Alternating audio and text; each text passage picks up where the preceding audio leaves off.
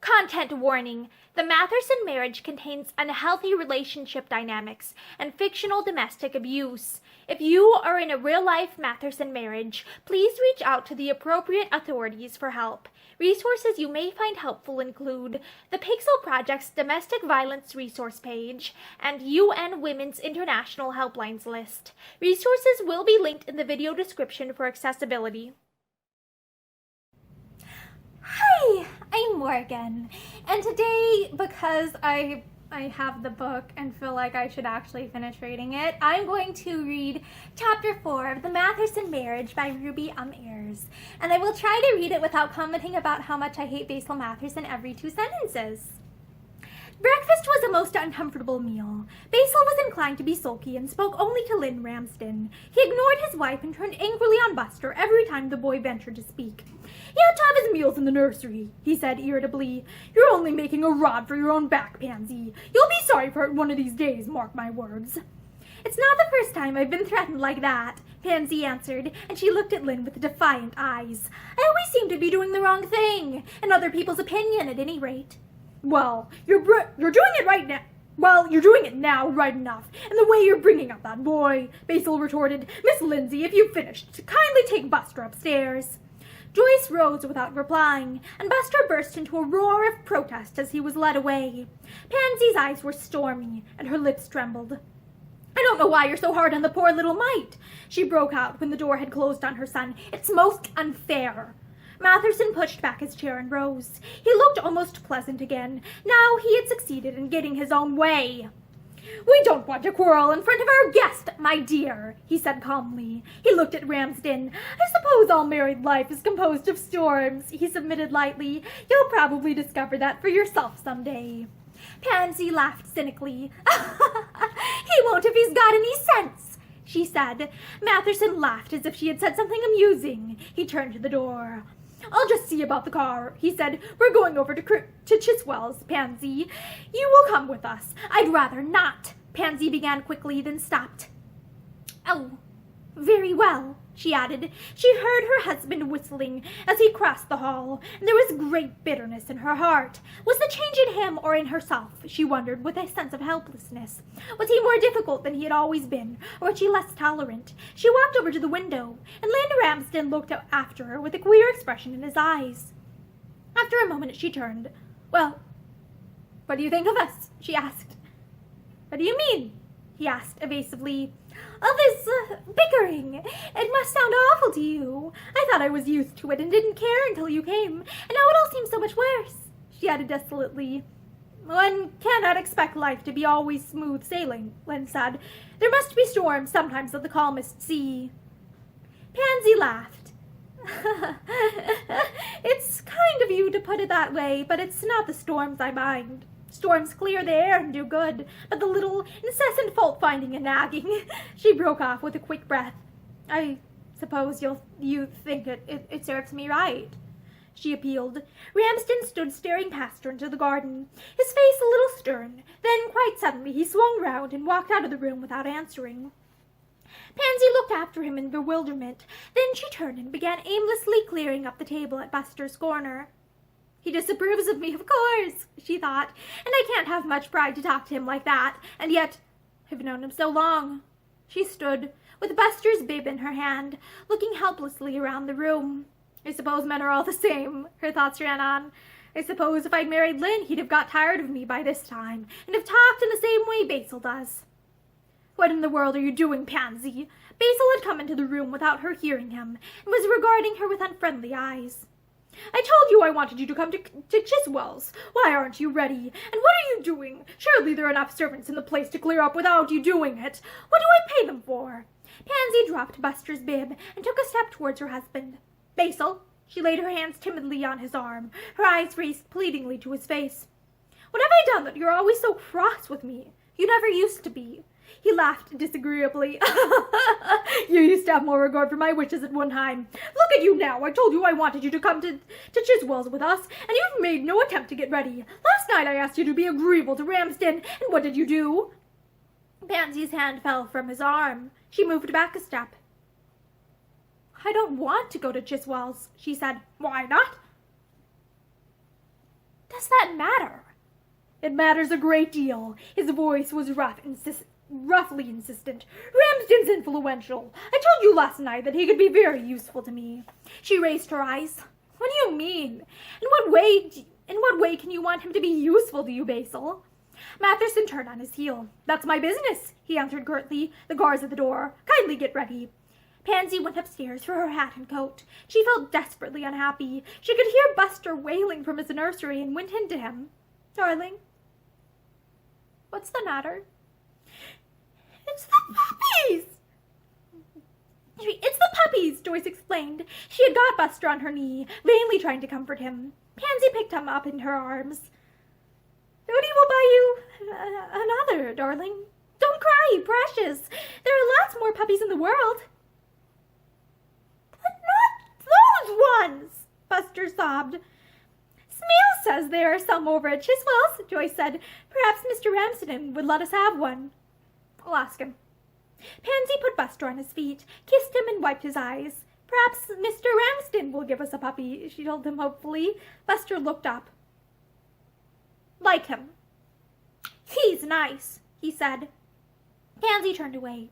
She went downstairs and out to the waiting car. Basil was scolding the chauffeur because he said the car was not properly cleaned.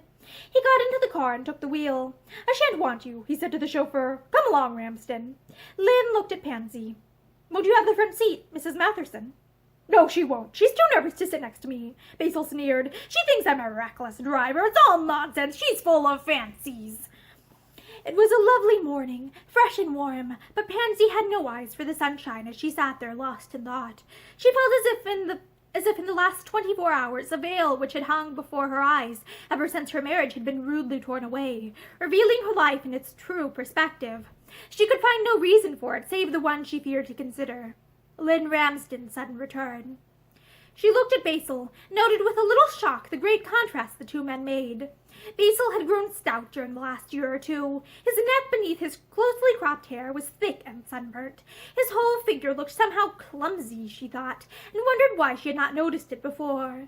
She looked at Lynn Ramsden, lean, upright, and muscular, and a swift pang touched her heart. Once those firm lips had easily trembled at some foolish unkindness from herself, and his steady eyes grown passionate with love for her, and against her will she found herself wondering what life would have been like had she married him.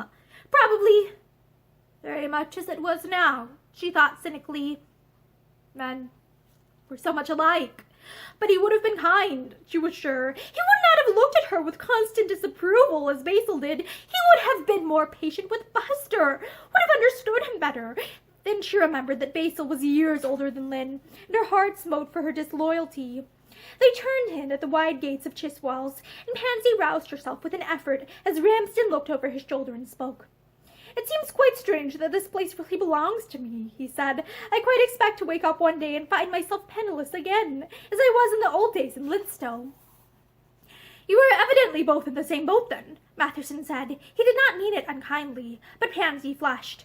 "It wasn't such a bad boat, though I didn't realize it at the time, perhaps," she answered. The car stopped at the door of the house. It was a fine old place, though not very large, and a great purple wisteria hung in heavy clusters over its porch and windows. Matherson looked at his wife. "I suppose you can amuse yourself for half an hour," he said. "I want to talk business with Ramsden."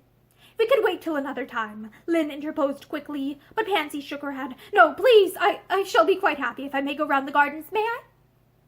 "I shall be delighted. I'm afraid that they are not in such good order as they might be, but when I enter into possession I shall get things into shape a bit." Pansy turned away and crossed the lawn in the direction of the stables. She knew the place well, for the last owner had been a friend of Matherson's, and Pansy had tried her best to persuade him to buy Chiswell's when it was put up for sale. But he had refused, and now it had fallen to Lynn Ramsden. Life worked out very queerly and rather cruelly sometimes, she thought. She met one of the gardeners and stopped to ask about the puppies.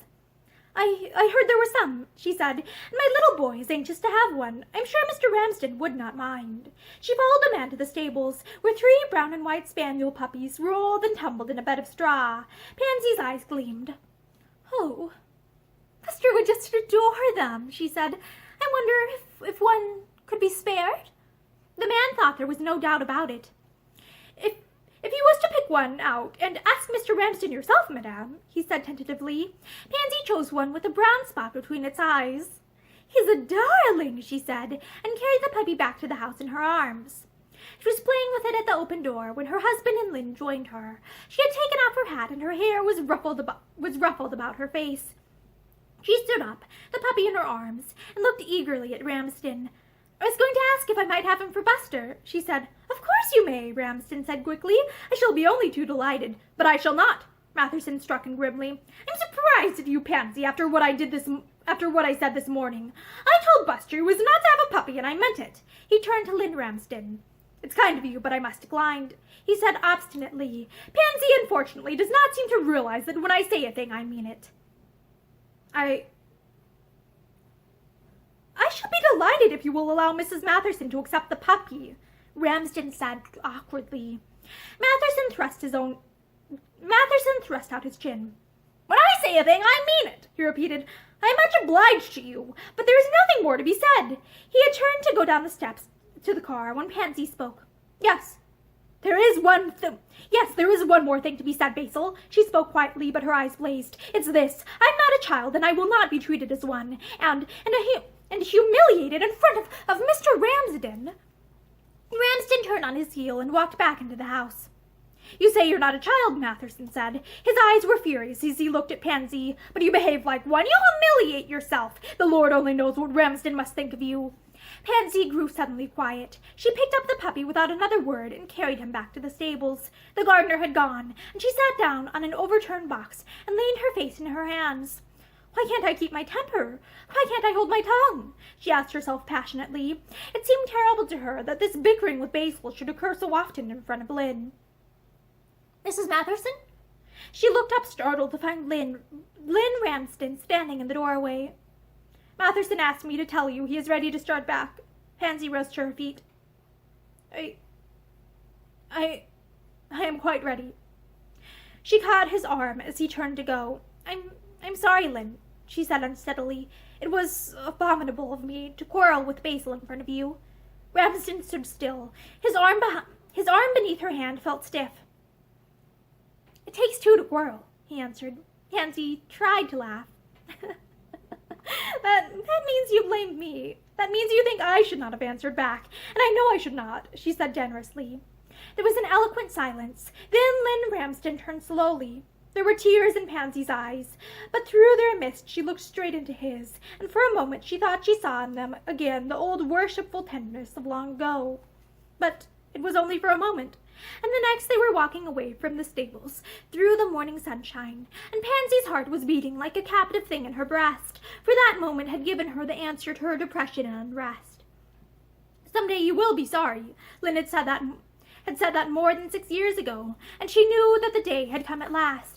Thank you for suffering through Chapter 4 of the Matherson Marriage by Ruby and Ayres with me, and I am sorry that you had to put up with Basil Matherson, and I feel really bad for Pansy. I feel like she's stuck in an abusive relationship where she isn't, even able to speak her mind and assert her own will without being, beaten down verbally, and it sucks. So, yeah, I hope that all of you are in healthier relationships than the Matherson marriage. Bye!